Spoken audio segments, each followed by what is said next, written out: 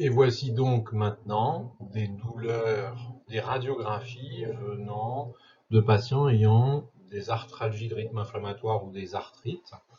Vous voyez qu'il y a parfois des destructions qui apparaissent des semaines, souvent plutôt des mois ou des années, après le début des premières manifestations. Et si vous regardez sur la main droite en blanc, il n'y a pas de pincement, on voit bien l'interligne articulaire, alors qu'en jaune sur la main gauche, vous avez les interlignes qui sont en train de disparaître ou qui sont amincies.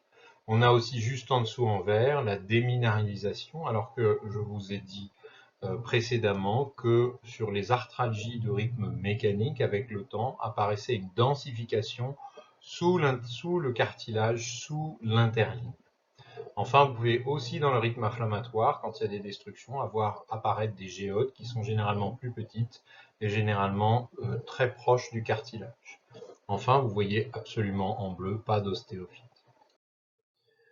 Quand on s'intéresse aux autres douleurs d'origine du système ostéo-articulaire, les autres hypothèses, c'est l'atteinte des tendons, des anthèses et des bourses, sont généralement des douleurs qui sont localisées et qui sont reproductibles à la pression, et pour les anthèses, par la mise en tension de l'anthèse.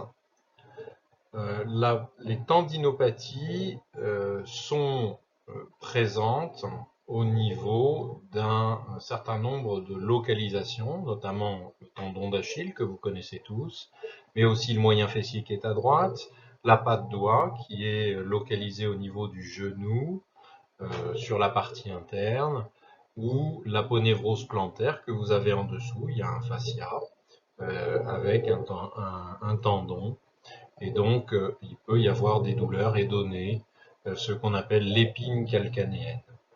Pour les bourses, eh bien, il y a un certain nombre de bourses présentes dans les membres inférieurs, et notamment des bourses en haut à droite devant la patella, qui se manifeste cliniquement différemment d'une arthrite, puisque l'arthrite, c'est la patella qui va s'enfoncer vers la trochlée, alors que là, vous allez enfoncer la peau vers la patella avec une forme de rénitence. Vous allez, normalement, la patella est juste dessous la peau. Vous avez aussi des douleurs donc qui peuvent être, comme dans les articulations, de rythme mécanique ou de rythme inflammatoire, avec les mêmes caractéristiques. Pour l'inflammatoire, d'un dérouillage long, d'un mécanique, d'un dérouillage court, de 5 à 10, 15 minutes, alors que l'inflammatoire, c'est plus d'une demi-heure, pardon. Donc voilà, il y a là aussi des douleurs qui peuvent être différentes.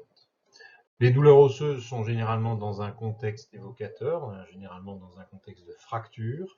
Et là, la radiographie, dans la grande majorité des cas, est l'examen que vous demanderez et qui verra le trait de fracture.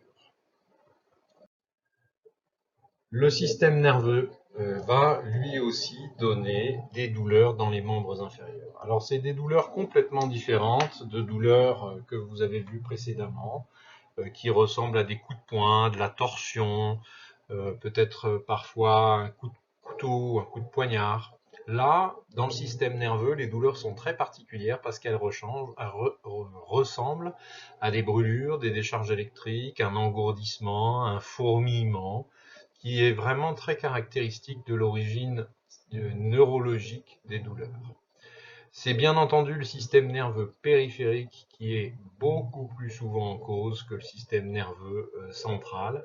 Et généralement, quand on apprend à taper les réflexes ostéotendineux et qu'il y a une atteinte du système nerveux périphérique, les réflexes ostéotendineux sont soit de normal à aboli.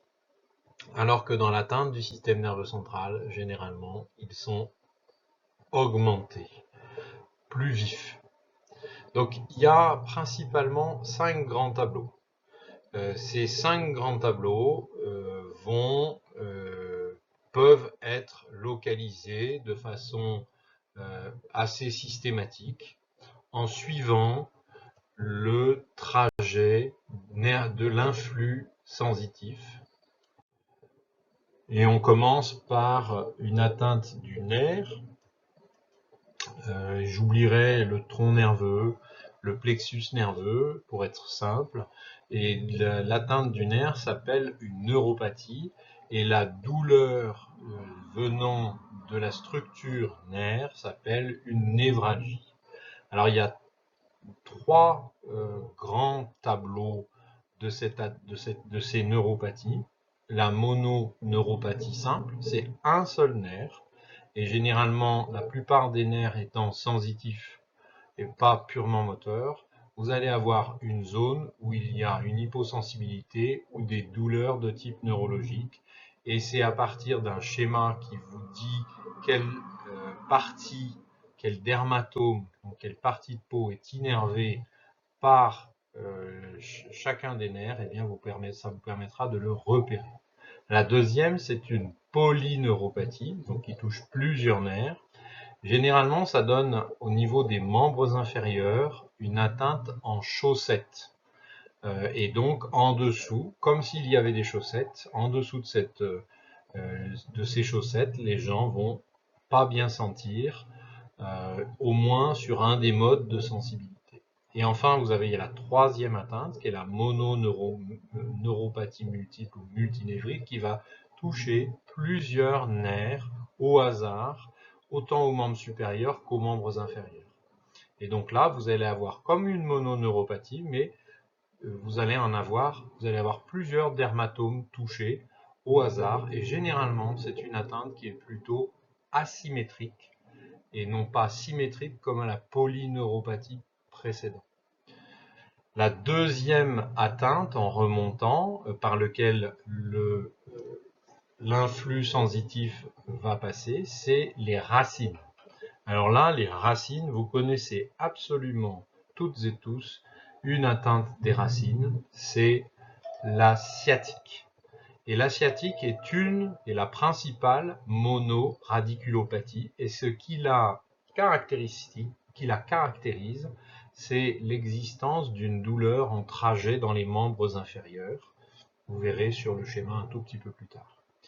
Et enfin, vous avez parfois des maladies qui donnent des polyradiculopathies, c'est-à-dire plusieurs atteintes de racines, et là aussi, la plupart du temps, on a plusieurs douleurs de type sciatique, donc en trajet dans les membres inférieurs.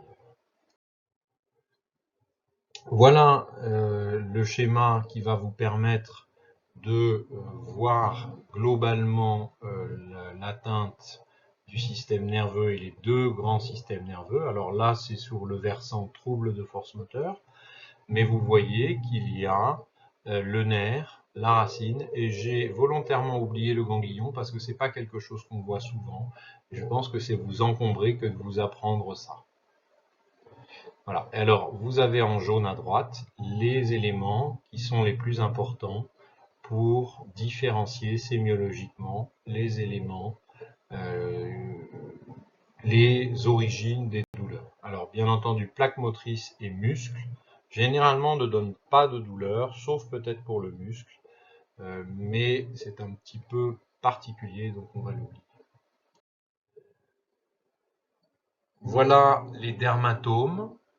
Donc, vous voyez que vous avez des atteintes des nerfs. Voilà les dermatomes qui sont innervés par chacun des nerfs. Et donc, si on a une mononeuropathie simple, on verra uniquement des douleurs de type neurologique dans un des dermatomes. Et si on a une mononeuropathie multiple, eh ben, on peut avoir plusieurs atteintes de nerfs sur les 4 membres, éventuellement la face.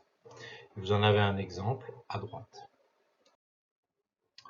Bien voilà la polyneuropathie, vous voyez que c'est en chaussette et en dessous on ne sent pas bien. Et voilà la monoradiculopathie, et en fonction on sait différencier cliniquement quelle est la racine qui est atteinte. Et vous voyez que S1 est postérieur dans le membre inférieur, L5 est latéral, L4 qui s'appelle une cruralgie est plutôt devant, et comme L3, mais L4 peut aller un petit peu en dessous.